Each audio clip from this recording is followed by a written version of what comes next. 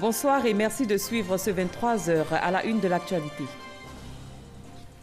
Le président du Ghana, Nana Akufo-Addo, est depuis hier en Côte d'Ivoire. Il a visité aujourd'hui les installations de la Cyprel, la centrale thermique la plus puissante du pays. Elle représente 29% de la capacité de production d'électricité. Le ministre de la Construction, du Logement et de l'Urbanisme a débuté une tournée sur les sites des programmes de logements sociaux et économiques. Cette visite de terrain s'inscrit dans le cadre général du suivi et de l'accélération des travaux. Elle fait suite à la remise prochaine des clés du logement aux souscripteurs. Les Français seront appelés aux urnes demain pour élire leur président dans le cadre du deuxième tour de la présidentielle. Ils devront choisir entre Marine Le Pen et Emmanuel Macron. Dans cette édition, nous jetterons un regard sur les programmes de ces deux candidats. Le président ghanéen Nana Akufo-Addo effectue depuis hier une visite d'amitié et de travail ici en Côte d'Ivoire. Ce samedi, il est allé voir les installations de la Cyprel, la centrale thermique la plus puissante du pays, qui à elle seule représente 29% de la capacité de production d'électricité. Mahama Traoré, Abiba Dambélé-Saoui. Du courant électrique pour alimenter la bonne marche des relations ivoiro-ghanéennes. C'est le cas depuis près d'une trentaine d'années. De 1984 à 1993, la Côte d'Ivoire a importé du Ghana 2274 gigawatts d'énergie électrique. Une tendance inversée depuis 1994. De cette date à fin 2016, c'est plus de 12 000 gigawatts que la Côte d'Ivoire a exporté vers le Ghana. Il convient également de noter qu'à travers la ligne d'interconnexion avec le Ghana, la Côte d'Ivoire exporte de l'énergie électrique vers le Togo et le Bénin. Il est prévu sur la période 2017-2019, sous l'égide du West African Power Pool, le renforcement en 330 kV de la ligne d'interconnexion entre le poste source d'Abobo en Côte d'Ivoire et Prestea au Ghana. Ceci permettra de faciliter la création d'un marché régional d'énergie électrique et accroîtra nos opportunités d'échange dans le secteur de l'énergie. La Cyprel, compagnie ivoirienne de production d'électricité, sera bien sûr au cœur d'une telle ambition. D'une puissance totale installée de 556 MW, fruit de 330 milliards de francs CFA d'investissement, cette compagnie représente 29% de la capacité de production d'électricité du pays. Un poids qui justifie son choix dans l'agenda de la visite d'amitié et de travail du président ghanéen en Côte d'Ivoire.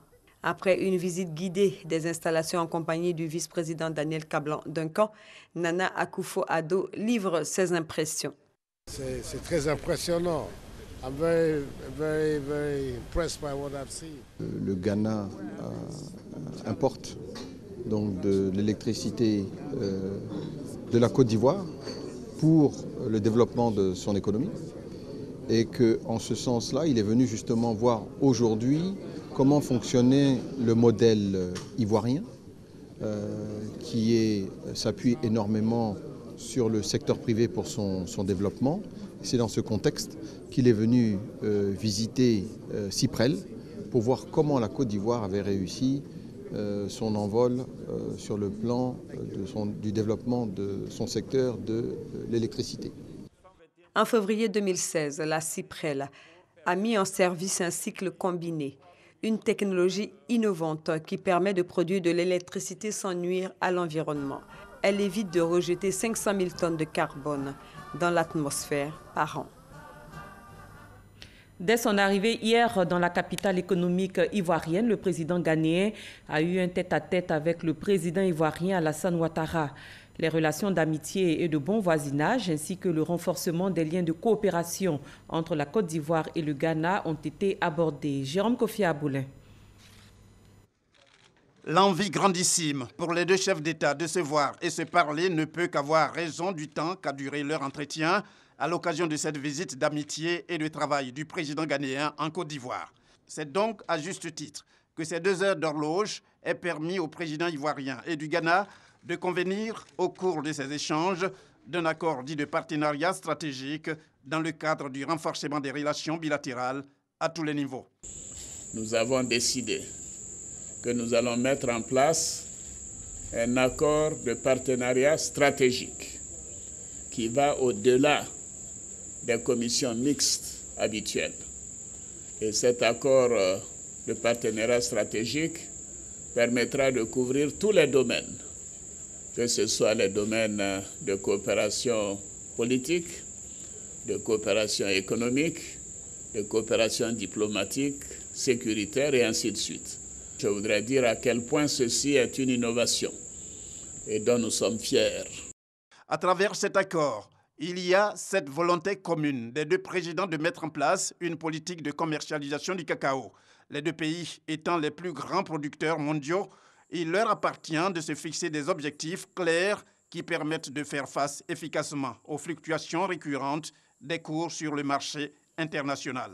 L'un des premiers points de cet accord de partenariat stratégique sera donc de travailler à mieux organiser la production entre nos deux pays, la commercialisation à l'intérieur de nos pays, la coordination en ce qui concerne le coco board au Ghana et la caisse café cacao en Côte d'Ivoire, la mise en place de structures de commercialisation, de transformation du cacao en pâte et en beurre de manière suffisante pour que nos économies et nos productions de cacao et de vente de cacao ne dépendent plus des fluctuations des prix extérieurs. C'est un ambitieux projet et ceci mérite donc une étude approfondie. Nous avons ensemble d'ailleurs saisi le président de la Banque africaine de développement pour que nous puissions travailler ensemble, car nous voulons valoriser notre première richesse, le cacao. Et bien évidemment, la coordination des politiques économiques qui sera développée à l'intérieur de cet accord permettra une plus grande convergence et une plus grande stabilité entre nos monnaies. Et tout ça, bien sûr, fera en sorte que la croissance économique sera plus forte, le progrès économique meilleur et surtout un meilleur bien-être des populations ghanéennes et ivoiriennes. Le président ghanéen s'est dit heureux d'être en Côte d'Ivoire et d'échanger avec le président Alassane Ouattara, indiquant être convaincu de son leadership qui constitue un atout pour le développement de son pays, la Côte d'Ivoire, et de celui des pays de la sous-région. Je suis extrêmement content, je suis très heureux d'avoir cette occasion de venir ici à Abidjan pour être à côté du grand président que vous avez ici, Alassane Ouattara, pour voir comment le Ghana et la Côte d'Ivoire peuvent travailler ensemble pour le bien-être de nos deux peuples. C'est ce qui a fait amener cette délégation avec moi ici et on va travailler sur ça pour voir où on peut faire aller nos deux peuples. Au palais présidentiel de la République de Côte d'Ivoire, pour cet entretien élargi aux deux délégations, le président ghanéen a eu droit aux honneurs militaires. Des honneurs qui succèdent à ceux reçus quelques heures plus tôt à son arrivée à l'aéroport pour cette visite d'amitié et de travail de 72 heures en Côte d'Ivoire. Dans la soirée du vendredi, le président ivoirien Alassane Ouattara a offert un dîner à son homologue du Ghana au palais présidentiel. Les deux chefs d'État ont profité de cette occasion pour évoquer le renforcement de la coopération entre leurs pays. C'était en présence des membres du gouvernement et d'une forte délégation ghanéenne. Sidonie Davila. Vive la République de Côte d'Ivoire avec toute mon amitié. Un toast au soir de l'arrivée du président Nana Akufo-Addo pour marquer la longue et solide amitié qui lie le Ghana et la Côte d'Ivoire. 4 mois après son accession au pouvoir, le président ghanéen se réjouit des bonnes relations avec son voisin, la Côte d'Ivoire. Sa visite donne l'opportunité de mettre sur la table une coopération vieille de plusieurs années. À l'occasion du dîner officiel qui lui a été offert, le président ghanéen a souligné les points forts de cette coopération. Ce qui est le plus important pour nos deux populations, c'est l'exploitation paisible de nos ressources maritimes pour le bénéfice des deux pays. Bien sûr, la coopération, qu'elle soit durable, avec une démocratie stable pour le bénéfice et la richesse des peuples d'Afrique. Nous voulons renforcer la coopération plus étroite entre nous avec de nouvelles initiatives qui ont été proposées par Monsieur le Président de la République suite à la signature de notre coopération de partenariat stratégique. La Côte d'Ivoire et le Ghana, favorisés par une même zone géographique en Afrique occidentale, ont tissé une amitié solide et une solidarité qui ne peuvent que leur être mutuellement bénéfiques, a relevé le président Alassane Ouattara.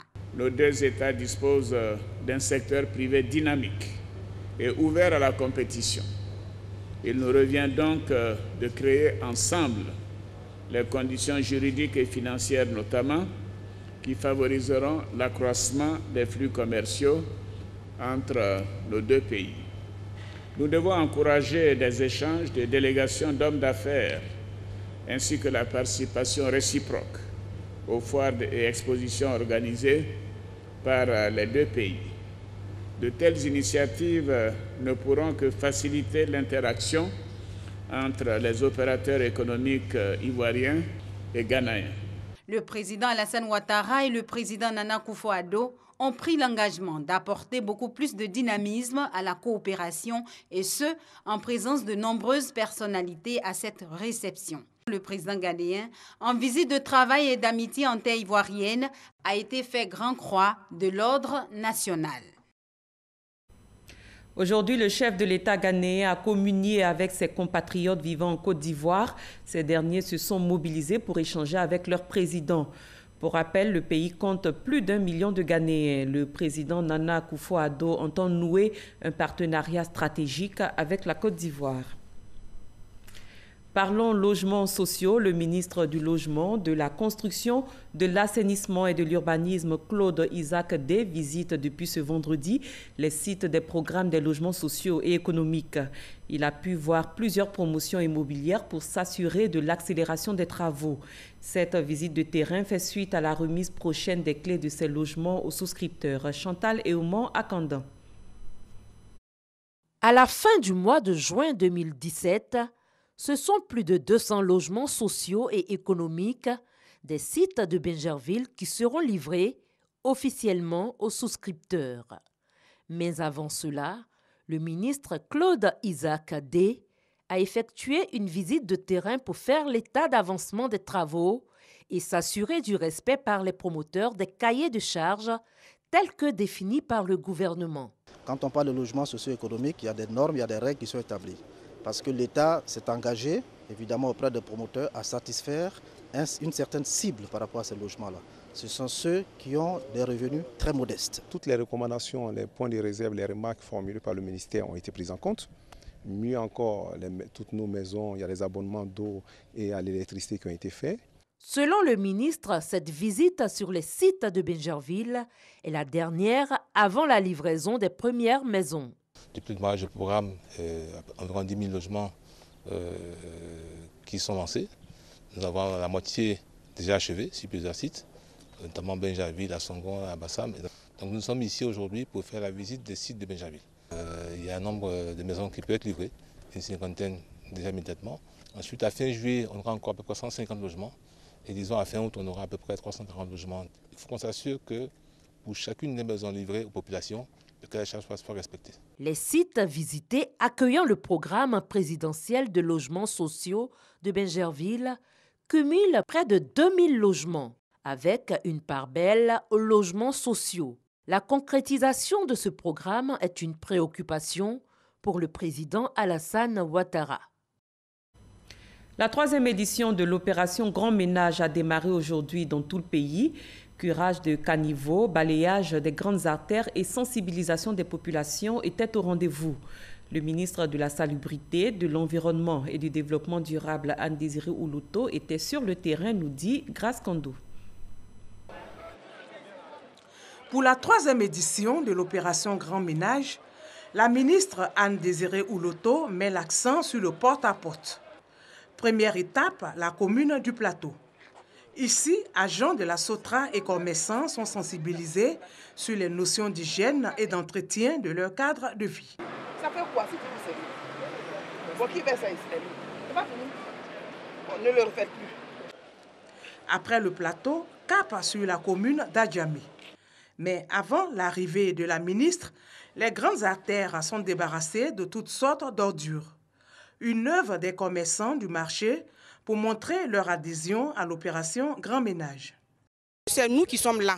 Donc si ce n'est pas propre, c'est nous qui prenons les pots cassés. Nous avons décidé d'accompagner le maire, nous avons décidé d'accompagner le ministère pour que le Nangui Abourgoua soit propre. Des efforts fournis, certes, mais il faut renforcer les actions de salubrité dans la commune d'Adjamé. Un plan d'urgence est donc en route. Il s'agira pour nous de choisir une journée. Au cours de cette journée, je compte donc fermer la voie de Nangui Abourgoua pour que tous les déchets, les dépôts sauvages, les coffres non enlevés le soient donc ce jour-là. Solidarité gouvernementale, le ministre des Infrastructures économiques est à la tâche avec les travailleurs des cités administratives. Chacun d'entre nous doit savoir que vivre dans un environnement qui est sain, ça participe donc de la bonne santé. Et je pense que l'opération Grand Ménage au niveau donc des tours administratifs, c'est pour permettre donc aux travailleurs d'être dans un environnement propre. L'opération Grand Ménage vise à donner un visage reluisant aux villes et communes ivoiriennes. Pour la réussite de l'opération, la ministre Anne-Désirée Ouloto souhaite l'implication de tous. Abordons à présent des questions de santé. Le 28 avril dernier, un cas de dengue a été découvert, un fait qui a amené le ministre de la Santé à échanger avec la presse dans l'optique d'éclairer la population sur cette maladie. Qu'est-ce que la dengue? Quel est son mode de transmission? Quels sont les symptômes et comment la prévenir? Ami Sissoko répond à ces questions. Transmise à l'homme par la piqûre de moustique femelle infectée du genre Aedes, la dengue est une maladie virale. Le virus de la dengue existe sous 4 formes. Les plus graves sont les formes 3 et 4. Les symptômes de la dengue sont similaires à ceux d'une grosse grippe et se manifestent dans les 3 à 14 jours, 4 à 7 jours en moyenne qui suivent la piqûre par le moustique. La dengue sévit dans les régions tropicales et subtropicales d'Amérique centrale, australe et d'Asie. Des cas sont diagnostiqués en Europe. Elle est également présente en Afrique et en Océanie. La dengue est particulièrement active dans les zones urbaines. Elle touche tout le monde. Une vingtaine de cas de dengue enregistrés à Abidjan. Les mesures sanitaires d'urgence ont été prises. Il s'agit de la sensibilisation des populations sur les mesures de prévention, de l'enquête épidémiologique et entomologique, de la démoustication des domiciles, de la distribution des moustiquaires imprégnés dans les familles. La lutte contre les moustiques vecteurs et la protection individuelle constituent le meilleur moyen de réduction du risque épidémique, car c'est le même vecteur qui transmet la fièvre jaune, le chikungunya et le Zika. La prévention repose donc sur les mesures suivantes. Vider toutes les retenues d'eau après chaque pluie, assécher les eaux stagnantes, éviter de garder dans les maisons et aux alentours des récipients contenant de l'eau, désherber autour des maisons, dormir sous moustiquaires imprégnés d'insecticides à longue durée. Selon l'Organisation mondiale de la santé, environ la moitié de la population mondiale est exposée au risque. Chaque année, ce sont 390 millions de cas de dengue qui sont enregistrés. Il n'existe pas de traitement spécifique pour la dengue. Cependant, il y a de l'espoir. Depuis 2016, un vaccin contre la dengue existe. Il est utilisé sur des personnes âgées de 9 à 45 ans.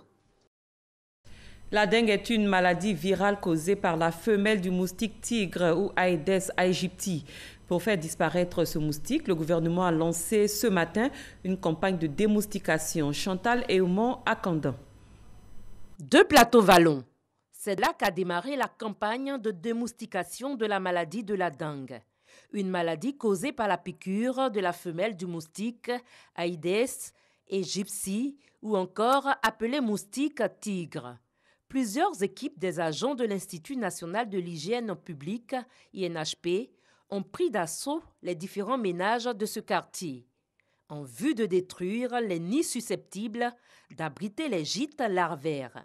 La campagne qu'on commence aujourd'hui elle a un double impact. On leur montre comment est-ce qu'il faut éliminer les gîtes larvaires et on leur dit de pouvoir continuer à les éliminer au fur et à mesure, d'éviter que ça survienne, d'éviter de mettre ces gîtes-là dans les maisons. Mais il faut que la population même se l'approprie. Cette opération de démoustication fait suite à la décision prise par le gouvernement lors du dernier Conseil des ministres le 3 mai dernier en vue de prendre des mesures vigoureuses de prévention et de lutte contre la transmission du virus de la dengue. Nous envisageons à notre niveau sensibiliser les résidents du quartier parce que c'est sérieux vu que vous avez trouvé des larves dans beaucoup de maisons. Donc nous allons avoir un comportement sanitaire adéquat. Après l'étape de destruction des sites larvaires, vient la phase de pulvérisation du produit de démoustication en vue de neutraliser tous ces bestioles. L'opération va s'étendre dans toutes les communes d'Abidjan les jours à venir. La phase expérimentale de la couverture maladie universelle est en cours après son lancement par le Premier ministre Amadou Gon Coulibaly le 25 avril dernier. Cette phase s'étend sur les 6 premiers mois et concerne 150 000 étudiants. Quels sont ces enjeux? Franck Quadio nous éclaire. Jeudi 27 avril, un groupe d'étudiants échangeant gaiement, Roméo et ses amis de l'université d'Abobo-Adjamé, heureux d'avoir pu retirer leur carte à CMU. Il y a quelque temps encore, ces derniers doutaient de la réalité de l'opération. Je n'ai pas cru dans les débuts. Bon, maintenant que j'ai eu un responsable même qui a venu nous passer l'information en amphi, bon, j'ai vu que bon, c'était quelque chose de bien, qu'il fallait souscrire à cela. La CMU, couverture maladie universelle, maintes fois relancée depuis l'enrôlement du chef de l'État le 30 décembre 2014, puis une nouvelle stratégie, symbolisée le 25 avril 2017 par le lancement de la phase expérimentale, aller au plus près des populations, cible choisie, les 150 000 étudiants constituant la population universitaire. Le projet expérimental est mis en œuvre pour nous permettre d'identifier les dysfonctionnements éventuels et également tous les processus à améliorer. Critères retenus pour le choix des étudiants, la répartition géographique et la disponibilité de l'offre de soins. Les centres de santé universitaires qui vont constituer des centres de santé de premier contact ont été mis à niveau. La phase expérimentale va couvrir 6 mois de soins gratuits en faveur des étudiants.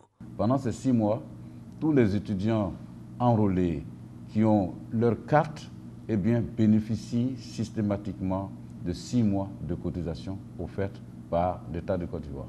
Après le test, les étudiants seront amenés à payer leurs cotisations. Et la cotisation, vraiment, c'est 1 000 francs par mois. Pour la mise à disponibilité de la CMU, quelques 145 sites d'enrôlement confiés à un partenaire technique et pour la phase expérimentale, des sites d'enrôlement mobile dans les universités publiques et privées. Rendons-nous dans un centre d'enrôlement dans la commune du Plateau. La femme m'a dit tout à l'heure que ces cartes me permettaient de pouvoir prendre certaines maladies en charge et donc d'attendre après pour pouvoir utiliser ces cartes, qui vont passer une information à la télé qui pourra nous dire à quel moment nous pourrons utiliser la carte. 9 centres de santé universitaires ont été choisis pour accompagner cette phase expérimentale. Et au jour du lancement, il y avait 7 qui étaient totalement prêts en termes d'infrastructures, en termes d'équipements médicaux, matériel de bureau, en termes de personnel. Et les 2 autres centres pour lesquels les travaux de mise en niveau ont commencé tardivement seront réceptionnés au cours de la première semaine du mois de mai. Donc d'ici le 15 mai, tous les 9 centres seront opérationnels. Une réponse à plusieurs préoccupations exprimées par les étudiants sur le terrain. Au nombre des pathologies prises en charge, on peut citer les affections circonstancielles, la chirurgie digestive, la dermatologie et les maladies infectieuses. De quoi susciter l'engouement. L'étudiant disait chaque fois, délégué, bon, tu as passé l'information, nous sommes allés nous enrôler, depuis il n'y a pas de suite. Moi également, je me suis fait enrôler depuis l'année 2015. Voilà, c'est cette année que j'ai retiré ma carte. On se disait que ça n'allait pas aboutir. Dieu merci, monsieur le président de la République de Côte d'Ivoire a tenu sa parole et les choses se déroulent bien actuellement. Nous avons environ 300 étudiants par jour qui se font enrôler. Et pour le retrait des cartes, la moyenne s'évalue à 500 retraits par jour. Une phase expérimentale engagée donc depuis plus de 10 jours aujourd'hui. Enrôlement et retrait de cartes, 2 étapes principales, mais aussi une phase de suivi. On prend leur réclamation, c'est-à-dire on prend leur nom, leur date de naissance et puis on prend leur contact. Après, on traite le dossier et puis on leur fait signe. Par SMS encore. Les questions qui reviennent généralement, c'est qu'est-ce que c'est que la CEMU? Ils veulent savoir quels sont leurs intérêts, quels sont les avantages qu'ils ont à se faire enrôler. Et ces avantages sont assez simples. C'est cette facilité de se faire soigner à moindre coût. Et quand ils comprennent cela, ils demandent ensuite les documents à fournir pour pouvoir se faire enrôler, qui sont l'extrait de naissance, la pièce d'identité et puis la carte étudiante. Et après l'enrôlement, ils demandent après combien de temps ils auront leur carte, ce qui s'évalue généralement à 1 mois, juste après l'enrôlement. Et pour plus d'informations, le numéro vert, le 800 00900. 6 mois d'expérimentation qui prendront fin le 1er octobre prochain. Le décret sur les cotisations a été pris et le 1er octobre commence le prélèvement des cotisations pour préparer la généralisation. Pourquoi le 1er octobre? Parce que dans la loi, il est prévu une période de carence de 3 mois. Ça veut dire que si on commence à prélever des cotisations en octobre, 3 mois après, c'est-à-dire en janvier, tous ceux qui ont été enrôlés et tous ceux qui ont payé les cotisations peuvent déjà commencer à bénéficier, n'est-ce pas, des soins de santé. La CEMU, système obligatoire de couverture du risque à maladie au bénéfice des populations résidant en Côte d'Ivoire, est définitivement lancée. Plus d'1 milliard de francs CFA déjà consacrés au réaménagement sanitaire des universités de Côte d'Ivoire pour la réussite de la phase expérimentale. Hors de nos frontières, la Mauritanie entame un deuil national de 3 jours après la mort subite de l'ancien président Eli Ould Mohamed Val. L'ex-dirigeant a été terrassé dans l'après-midi du vendredi 5 mai à l'âge de 64 ans par un malaise cardiaque. Il se trouvait dans la région de Zouérat, dans le nord de la Mauritanie. Dès l'annonce de la nouvelle, un avion militaire est parti chercher son corps et il a été inhumé vendredi soir à Nouakchott. Demain, dimanche 7 mai 2017, les Français se rendront pour la seconde fois aux urnes pour désigner leur président. Ils devront choisir entre le candidat du Front National, la candidate du Front National Marine Le Pen et le leader du mouvement En Marche, Emmanuel Macron. Ce soir, nous vous proposons de revenir sur les programmes de ces 2 candidats et c'est avec Gabriel Zani. Emmanuel Macron et Marine Le Pen, 2 candidats restés dans la course à la présidentielle française. 2 candidats que tout oppose. Sur le plan des programmes, le candidat d'En Marche et la candidate du Front National ont 2 visions de l'Europe, de l'emploi, l'immigration, l'éducation ou encore de la laïcité, aux antipodes l'une de l'autre. Un antagonisme dévoilé le mercredi 3 mai au débat télévisé pendant lequel ils se sont affrontés. Emmanuel Macron, ancien ministre de l'économie, veut créer des postes d'enseignants et interdire le portable dans l'enceinte des établissements. Le candidat défend également sur la question de l'éducation l'idée de transmission des valeurs et d'émancipation pour construire l'égalité des chances. Pour sa part, Marine Le Pen veut instaurer le port de l'uniforme, imposer la laïcité et la sécurité à l'école. Les réformes de la candidate du Front National s'étendent aussi au domaine de l'emploi. Abroger la loi travail, dite aussi loi El Khomri, créer une taxe sur l'embauche des salariés étrangers pour donner la priorité nationale à l'emploi des Français. À l'opposé, le candidat centriste propose d'ouvrir l'assurance au chômage aux indépendants, aux fonctionnaires et aux salariés qui démissionnent, de baisser les cotisations salariales, employeurs de 6 points. 2 visions antithétiques dans leur application, selon les analystes. Sur les thèmes aussi variés que sont la famille, la société, la vie politique, l'immigration et l'Europe, Emmanuel Macron et Marine Le Pen s'accrochent aussi à des idéologies différentes. Pendant que Marine Le Pen défend l'idée d'une double monnaie, donc le retour au franc français, Emmanuel Macron dénonce la sortie de l'euro comme un projet mortifère et dangereux. L'antagonisme entre les 2 candidats s'exprime aussi sur le terrorisme. Marine Le Pen propose l'expulsion des fichiers S étrangers de la France. A contrario, son adversaire centriste réaffirme de renforcer les moyens de la police et la coopération entre les États membres de l'Union européenne pour prévenir les attentats.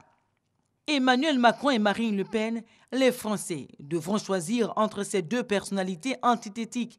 Le premier est parti de zéro, avec un parti sans élus. Le candidat d'En Marche monte irrésistiblement pour se retrouver en tête du premier tour.